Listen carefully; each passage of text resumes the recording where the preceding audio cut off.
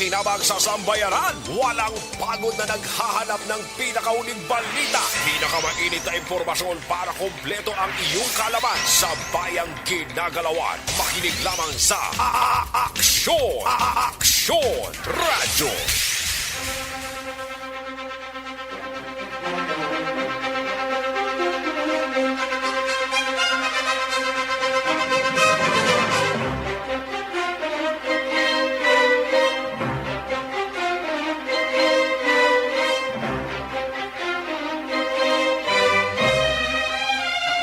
Aksyon Radio Philippines Standard Time, las 12:03 sa liwat mayong Ugto, Bacolod, Negros Occidental, Negros Oriental, ang ato sining mga suking at tagpanamati sa tabok sa kadagatan, Isla sang Panay, probinsya sang Guimaras, Iloilo, Capiz, Clan Antique, parts sang Palawan, parts sang Masbate.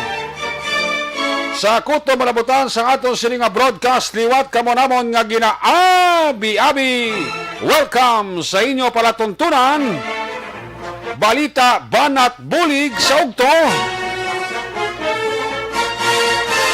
Karon nga adlaw Biyernes, petsa 3. Oy, preparar na sa mga maninay kag mga maninoy ha. Ihada kag ihado preparar na para ganar. 22 dias pa ang nabilin. Magabot na ang inyo adlaw sang Pasko. May nabili pa kita kabali 29 dias. Goodbye sa 2021. Palagyo na virus. Welcome sa 2022.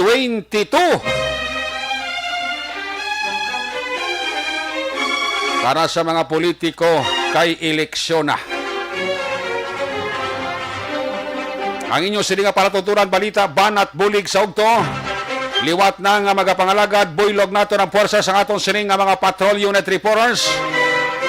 Mga correspondents sa pagdulong naman sang ila pinaka-ulihi nga mga balita. Labas nga mga report. Mga balita nga mabasahan sa inyo pamantaraan lokal. Buwas una na ninyo diri babatian sa pagpangalagad sa inyo palatuntunan balita banat bulig sa ugto. Biyernes nga presentation. Opda magita sa atong sining nga mga technical partner diri sa studio master control sa technical side ang puwersa ni broadcast engineer Oliver Pason. Back up diri sa aton nga IT expert Sir Elray Dotilios. Transmitter sa control tower Barangay Talok, Syudad sang Bago. Buylog nato ng puwersa ni broadcast engineer Chief Engineer Noel Piñalan.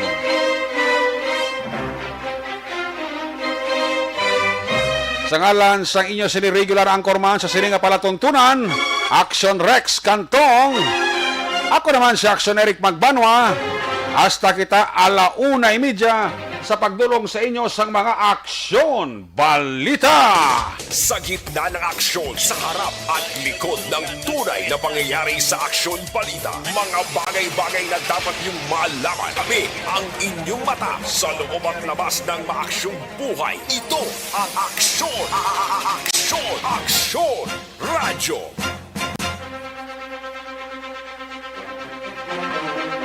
Kabay pangara kamo sa maayong nga pagkahimtang sa Biyernes nato sini nga pagpangalagad. Nakapanyaga na sa mga nakapanyaga, congratulations.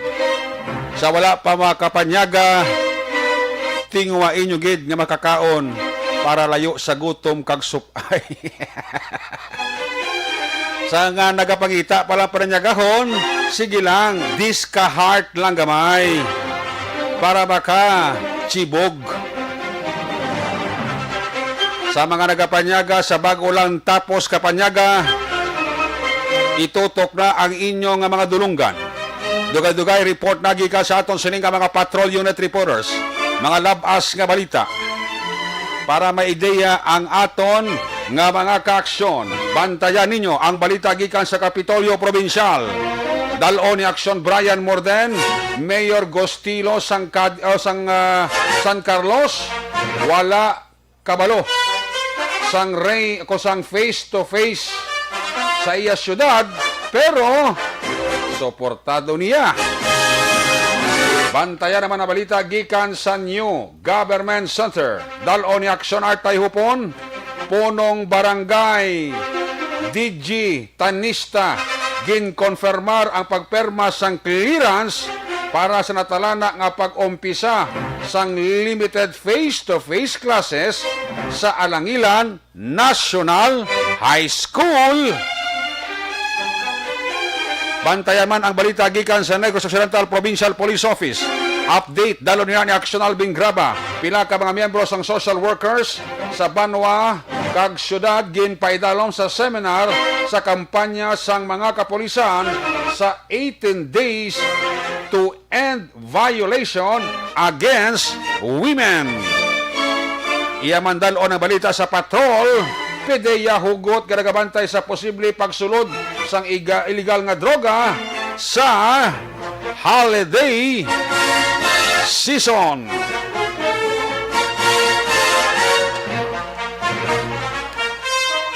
Bantayan man ang balita gikan sa aton sining nga correspondent. Update balita gikan sa mga syudad sang Cadiz. Update man sa balita ni Action Arlo Ticar. Ang Cadiz dalo na karon dugay-dugay ni Action Roger Gotib. Si Arlo Ticar magadulong man sang balita, apat ka mga bag-o nga salakyan nabaton sa Talisay PNP.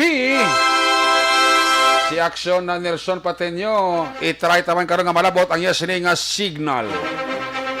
Sa balita nasyonal, yati 24 binunes nga ginbuhin sa pundo sang NTF-ELCAC. Ginapabalik ni Presidente Duterte. Sa pinakabahin pagvan sang Google sa political ads, pangontra sa online trolls, suno kay Senator Lacson. Instrikto nga testing kag quarantine measure, panawagan sang grupo sa mga doktor bangod sa Omicron variant. Kag bago nga testing kag quarantine protocols para sa international travelers, ginaplastar na sang Interagency Task Force.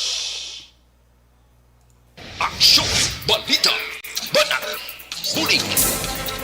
Bantayan ang mga balita, kompleto nga detalye sa aton headline. Tutok lang sa aton sinigapagpangalagad sa mga nagataya sa STL. Ari na ang inyo ginahulat resulta para sa first draw sang STL. Yari ang resulta sang Small Town Lottery Draw. Resulta sang STL first draw 33 13 33 13. Patuloy kayong nakikinig sa Aksyon Radyo. Aksyon Radyo. Action Radio Philippines Standard Time alas 12:10 na. Sa ato sa papalagad bantayan makaroon ang interview sa ato sining mother unit ang DCRH. Bisita naton si Senator Joel Villanueva, si Mr. Tesda. Ina sa aton sining pagpangalagad diri sa balita banat bulig sa ugto. Bantayan ang mga update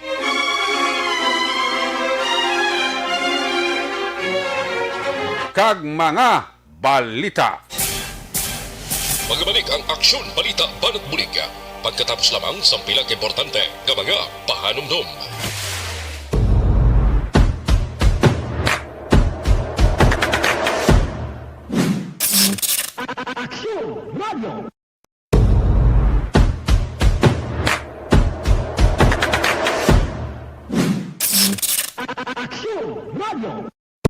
Nagsugod ako bilang news writer sa DYEC sang nag-shift ang estasyon halin sa music station kag nag-news and public affairs na ang programming.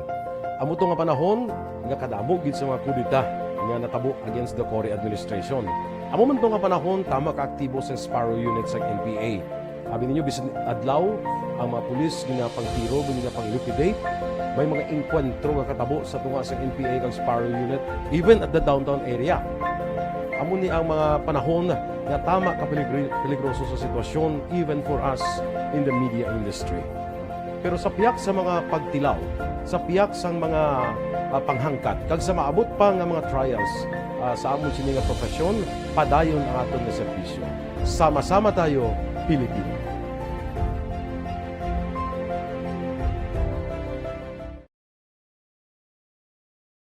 Desisyon 2022.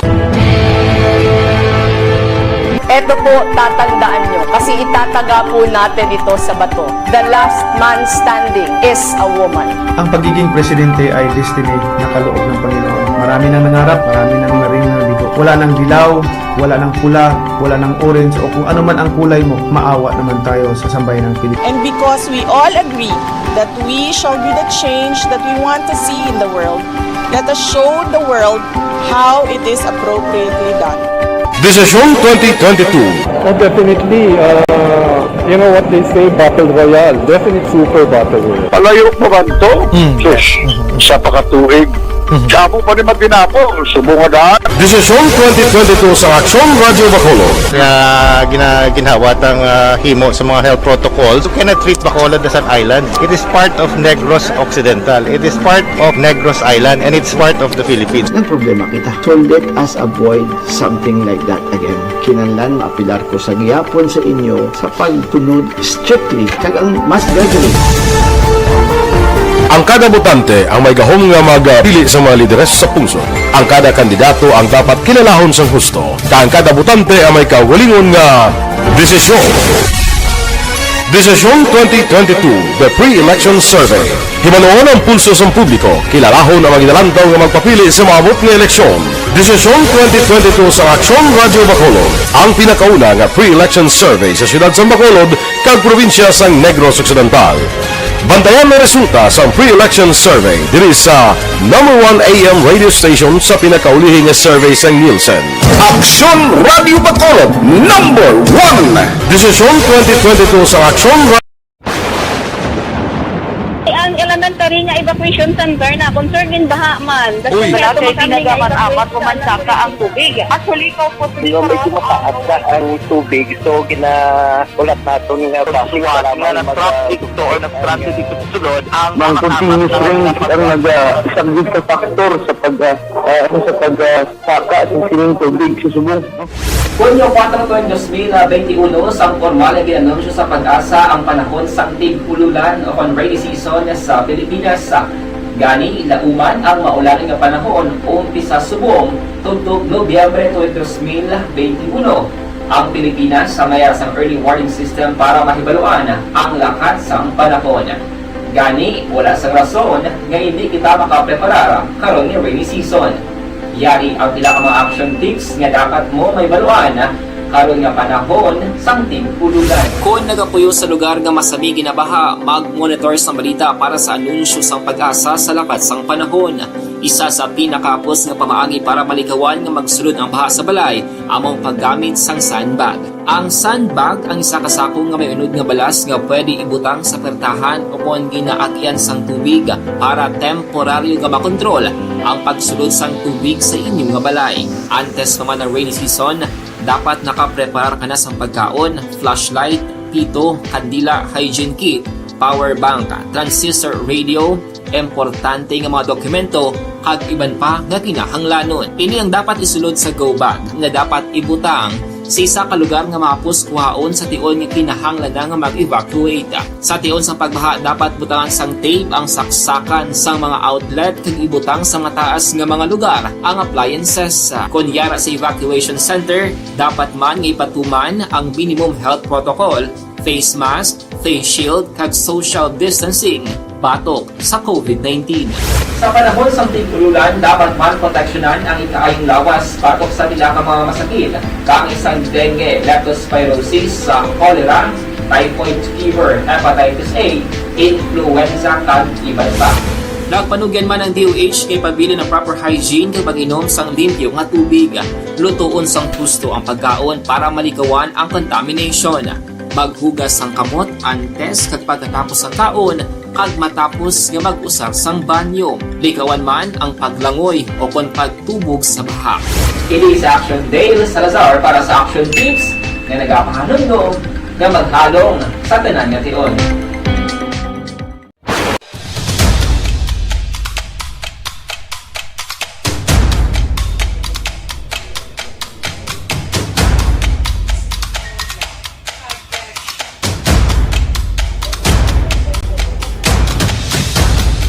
Usa kadako nga pagpanghangkat sa kabuhi sang kada persona ang ipabilin ang iya panindugan sa kabuhi. Bangod sa mga pagtilaw, kabudlayan, kapigaduhon, kag krisis. Madamo ang nagbuya sang ila panindugan sa kabuhi. Tama na! Parang awan niyo na!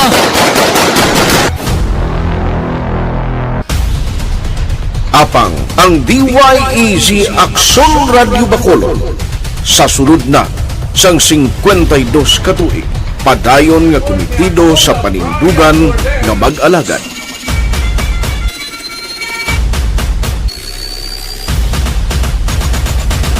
Aksyon Radio Bacolod 52 katuig na nga mabinungahon sa pagtuman sang panindugan nga magtulong sang matuod nga serbisyo publiko, balita kag kalingawan sa radyo.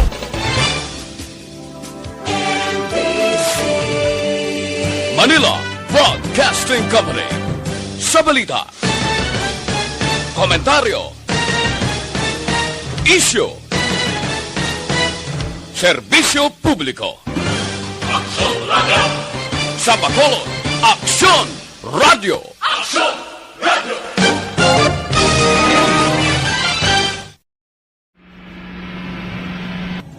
Sa aton mga tagpalamati, liwat naman kami magadulong sa inyo sa mga Sa sulod sang 5 kadekada, humalin sa tuig nga naangkon sang pulso ng hirwayan gikan sa kamot sa mga mapigos nga nasyon.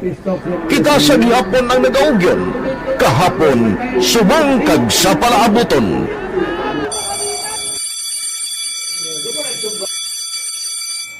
ang Aksyon Radio. So nati lain-lain nga lang samtang nagalain-lain ng manager sa Manila Broadcasting Company. May araman niya lain-lain sila nga nagangalan. May ngalangan nila. Basta ang naluyagan sa manager ya, ingalan niya na. Nag-una ini siya nakilala dito sa La Carlota.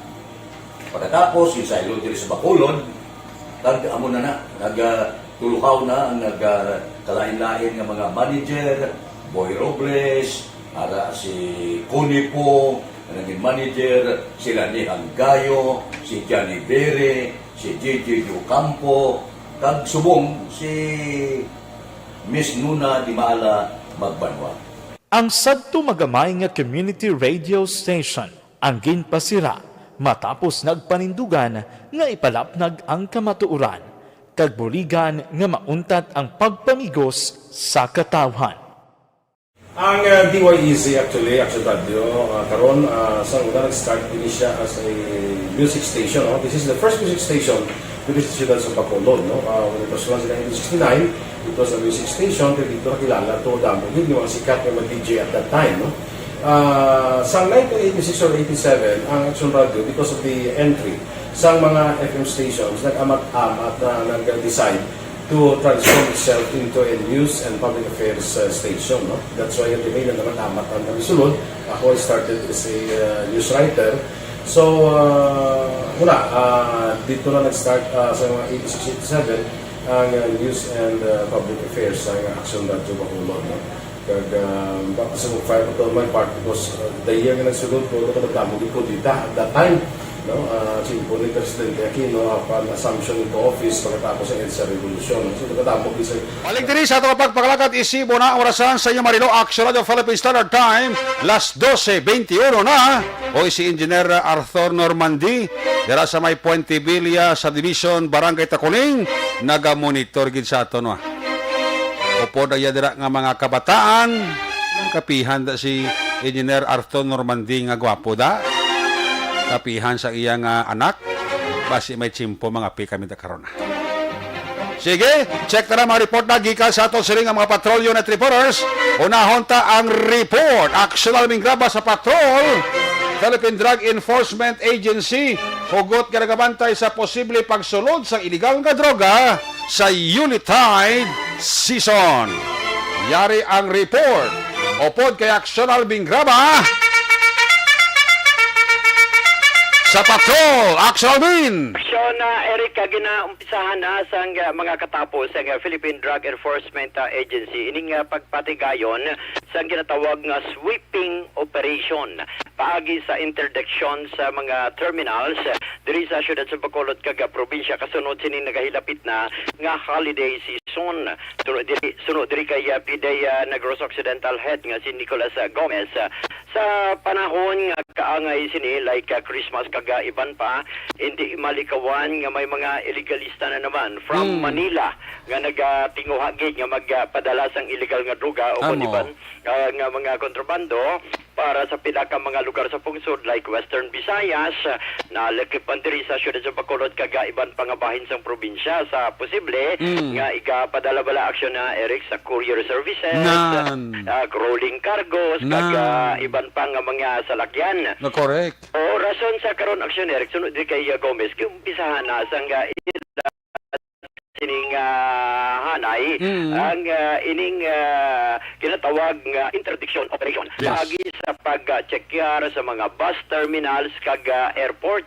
Nag-umpisa naman nga ang ilang grupo action direct sa pag-upod sa mga katapo sa Maritime Command kag Philippine Coast Guard para sa ginatawag nilang seaport interdiction nga ginabugusan man sa mga katapos ang Philippine Coast Guard diri sa Bacolod kag Maricom of course upod sila sa Maricom o kun sa Seaborne Patrol para magpadulong kung magpatigayon sining coastal interdiction operation along sa mga coastal area kag shoreline sa area sa umpisa sa Purok Sibukaw kag iban pa aksyon na Eric kay Naming mandi aksyon albe kay ang aton nga mga PDEA agent by all means gahimo mas sa pamaagi man balokati ang transport sa mga sa droga by air, by land kag by sea mo. Aksyon na Eric, that is why ang focus karon sa ila sining operation hindi lang sining o kon interdiction through bus terminals kag airports may ara man nagapadulong man sila aksyon na Eric sa mga courier services bala aksyon Eric. Ay sa pa na.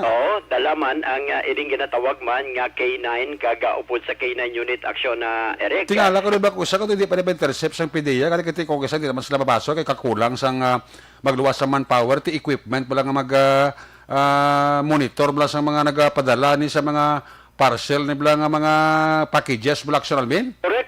That is why sunog gani sa iya kay kung mo bawa may timbre gikan sa Manila di amo diri na aksyon na Eric nga nag-alerto man ang ila sining hanay. Amo na nang bintahan nila kung may matimbre to sa Manila nga bantayan ng amo ni nga packages nga maabot amo ni oras amo ni nga lugar pero tikon wala to sila kontak sa Manila kag medyo pigaw man nila dito ang intelligence dito laban-laban lusot giguro aksyon albin kaya ang ila sining ginatuyo kag ang focus bala sa ilang operation action Eric ma-intercept lang ang posible transportasyon sa illegal nga droga. Pag intercept kay nila niya sa ako pagtanaw action albin by chance lang gani mo.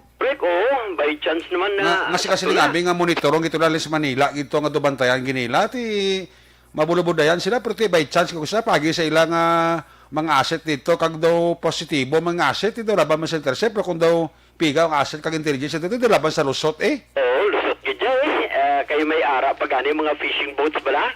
That is why nga sunod sa iya upod man sila sa operation sa Seaborne Patrol sa Philippine Coast Guard. Wala po sa Coast Guard may ari man ta di PNP Maritime Command sa kay Police Major Leopoldo Buok. Yes sir, upod na sila. Tatlo sila Maricom, Coast Guard kag Coast Guard. Galing kati mga K9 man ni Lieutenant ni Police Major Major sa kung Lieutenant Colonel na. Major pa lang aksyon na. Major Buok si Kuya ko. Tiko sa manpower nila equipment medyo amo man nakatag sila problema man mo. Gani man, pila lang man ang ila sining pwersa. Tapos bantayan pa ang mga puerto. Di ka damo puerto ko daan di sa Negros kag Bacolod. Isa pa na aksyon na Eric sa Northern Negros pa lang daan damo naman nga mga puerto. That is why nga ginatunga man ang pwersa. Gani man. Salamat gani di kati ang aton BCPO City Director kay Police Colonel na Thomas Joseph Martir ang mga K9 iti sado man kapisan aksyon albin. That that is why mo nang ginabiliban man sa katapos ang PDEA. Ini bala aksyon na Eric paagi man sa intensified intel monitoring. Yes. Ang mga kapulisan, PDEA, kaga sharing of ideas, kaga of course para sunod diri kay Nicolas Gomez, nagapadayon man ang ila sining ahensya sa pagpakig-angot sining mga sa mga kapulisan ta sa BCPO. Kaga sa iban pang kapulisan sa syudad kaga banwa sa probinsya, diin sa iya kay dako ang mabulig sining ginatawag nga intensified monitoring. Madumduman mo siya, Eric. Ato ba lang mga illegal drugs nga nakuha previous weeks?